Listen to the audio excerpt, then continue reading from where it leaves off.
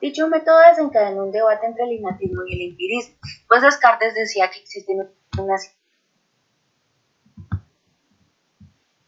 Dicho método desencadenó un debate entre el innatismo y el empirismo, pues Descartes decía que existen unas ideas básicas innatas, cualidades del alma y que eran Dicho método desencadenó un debate entre el innatismo y el empirismo, pues Descartes decía que existen unas ideas básicas innatas, cualidades del alma y que eran complementadas por la experiencia, a diferencia de los empiristas. Una de las formas más radicales de empirismo fueron los asociacionistas británicos, quienes establecen que todo conocimiento proviene de los sentidos y que se nace con la capacidad de adquirirlo. Sin embargo, estos son criticados, pues desde esa posición, como las sensaciones simples pasan a sensaciones complejas, ante esta crítica traen consigo los principios de asociación de Aristóteles y establecen que mediante estos, como lo son la similitud, el contraste y la contiguidad en especial, se unifican las sensaciones. Posteriormente, estos principios fueron ampliados con las 9 leyes secundarias de la asociación propuestas por Thomas Brown, que más adelante pasarían a ser estudiadas por Hellman y Ebbinghaus, quien se llegó a considerar el primer psicólogo del aprendizaje al formular el primer experimento sistemático del mismo, y quien evidenció la contiguidad en lo que denominó el método de ahorro, que consiste en que cada vez que un organismo es frecuentemente expuesto al mismo estímulo, invertirá menos tiempo en su reaprendizaje.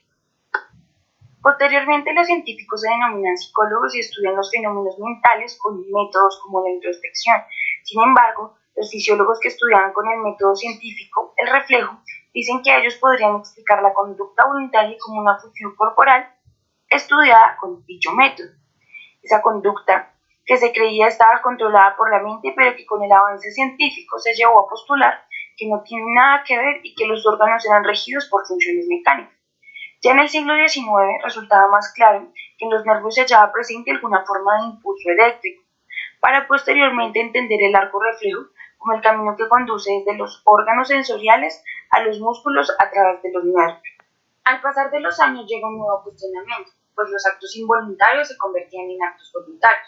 Había una conducta compleja.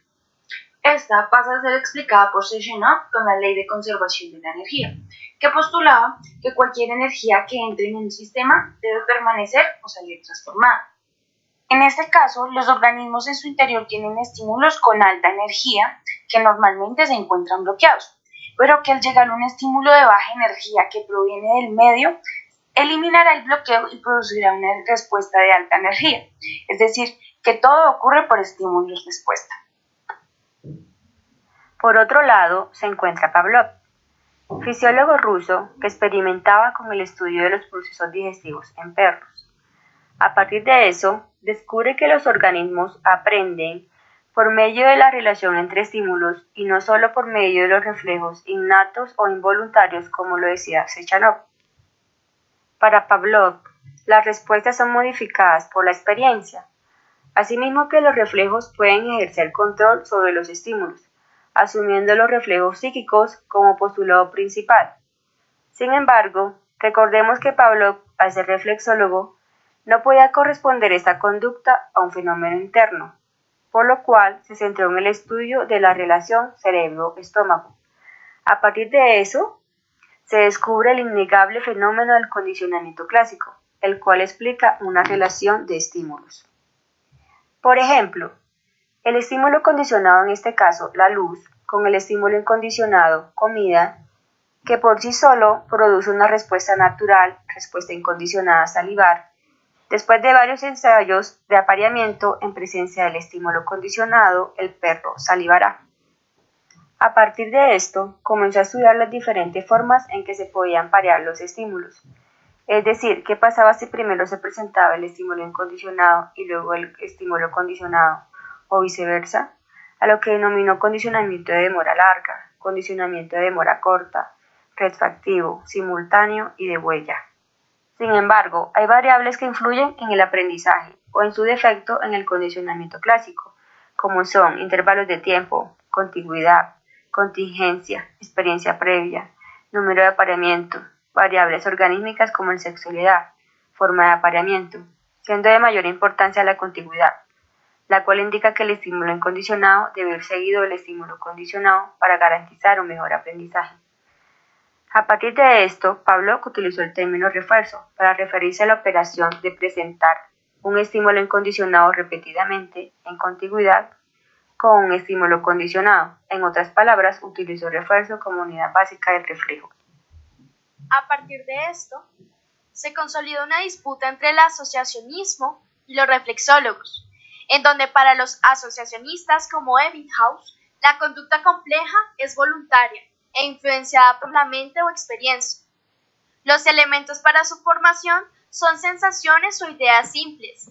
En cambio, para los reflexólogos como Pavlov, denominan la conducta compleja como mecánica y afectada por el ambiente, en donde sus elementos son reflejos simples.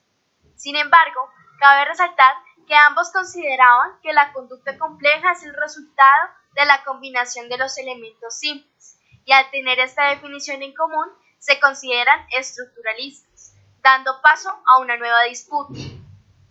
Los estructuralistas buscan conocer componentes y la forma como estos se ensamblan, mientras que los molaristas analizan grandes unidades de conducta en donde las actividades del organismo se toman como un todo. Estas toman tiempo, es decir, no son puntuales en un rango de tiempo, sino que se determinan por el tiempo invertido, surgiendo de la mano la psicología de la Gestalt, que plantea que la totalidad no es igual a la suma de sus partes.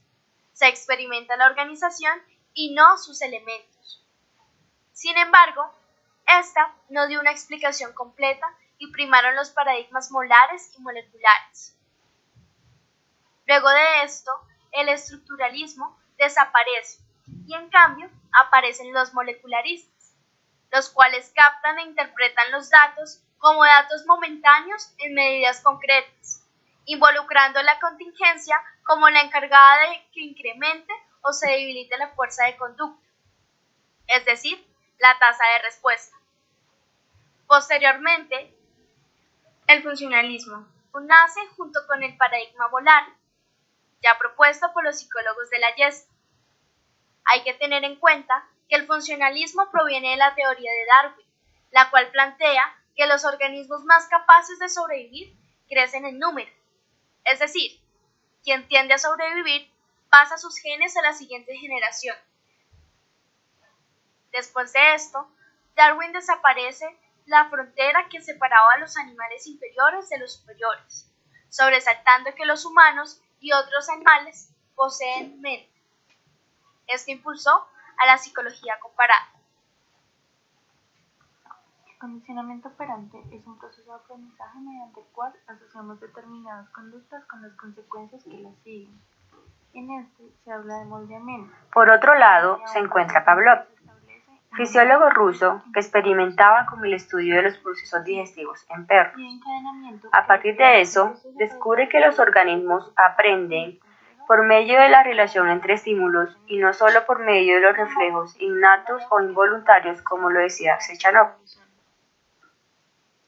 Contingencia entre estímulo y respuesta, que hace referencia a la relación entre estos, es decir, a mayor grado de contingencia, más rápido el cambio en la conducta. Contigüidad, hace referencia a la cercanía entre tiempo de respuesta y la consecuencia. Entre haya más contigüidad, más rápido es el aprendizaje. Características del reforzador, como lo son intensidad, cantidad y tipo de reforzador.